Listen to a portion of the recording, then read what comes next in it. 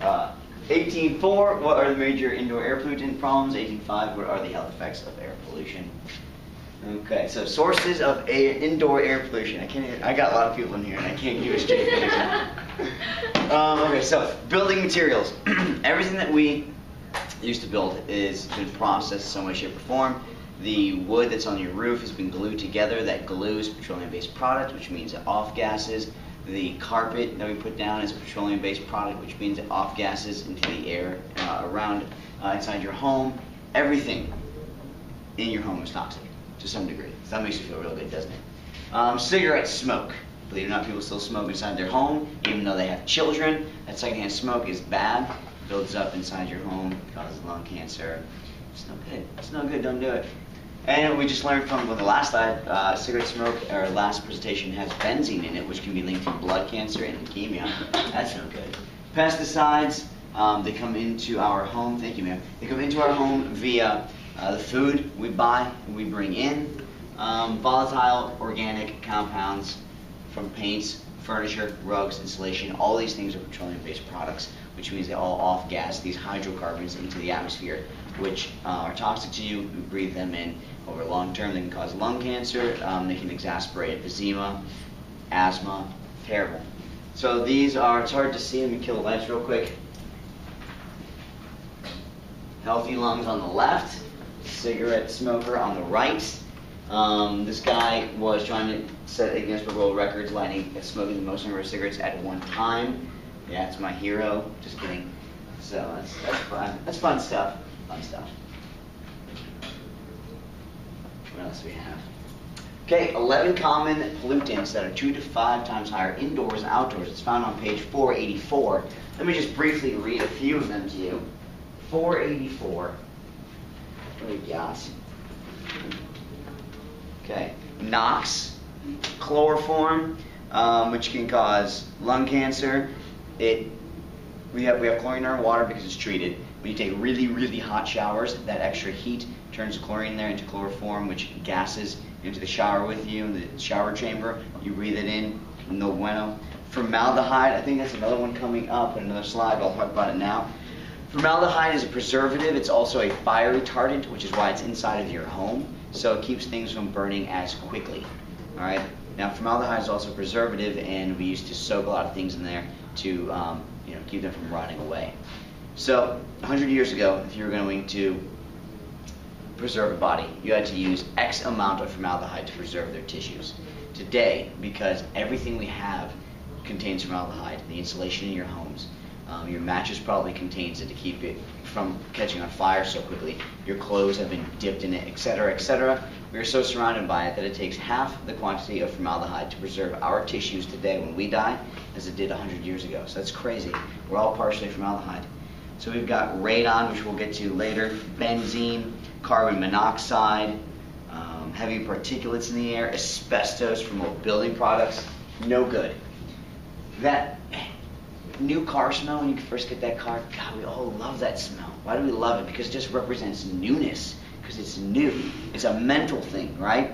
But all that is all the new plastic parts that are petroleum-based that have been synthesized in some factory somewhere are off-gassing these VOCs, volatile organic compounds, putting them into the air inside your car.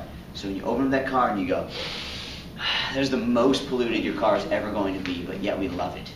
On a summer day in Florida, the heat is coming through the windows, baking and all that plastic.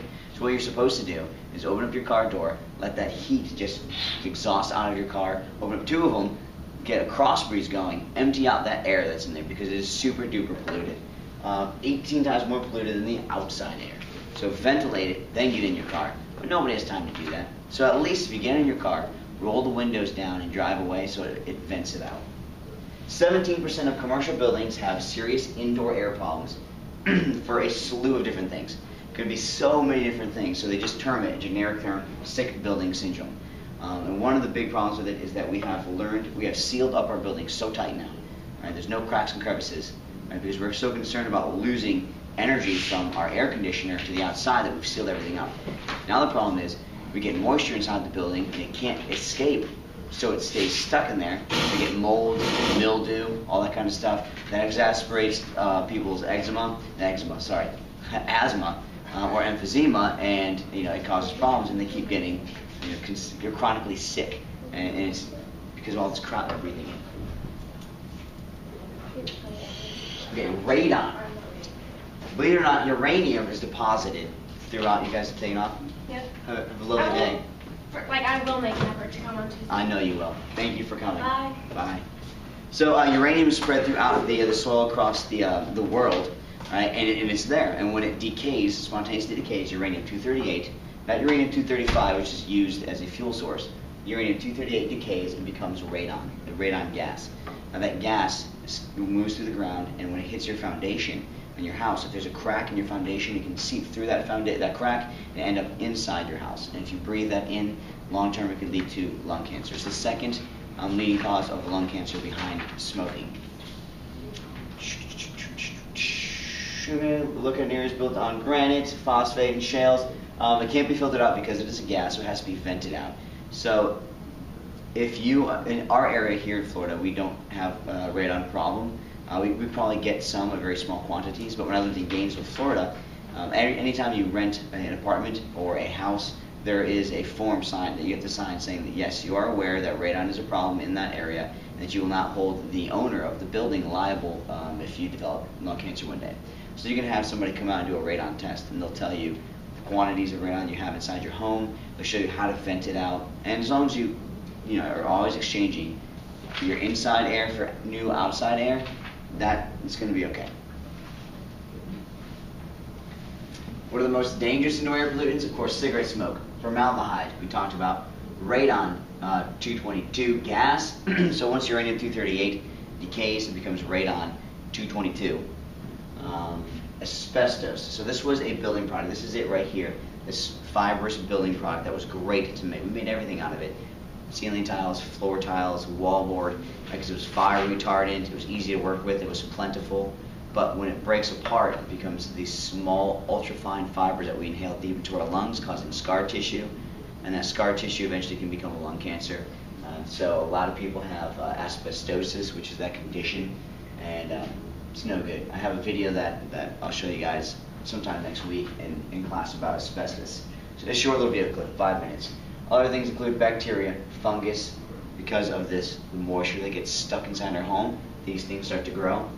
Dusts, particulates, if we're not venting out our homes enough, pollen gets in there, and again, we don't vent it out. Carbon dioxide, monoxide, ozone, NOx, SOx, all that stuff that you're already familiar with can be higher inside your home than outside if you don't vent it out. And that is the end of 18.4 and 18.5.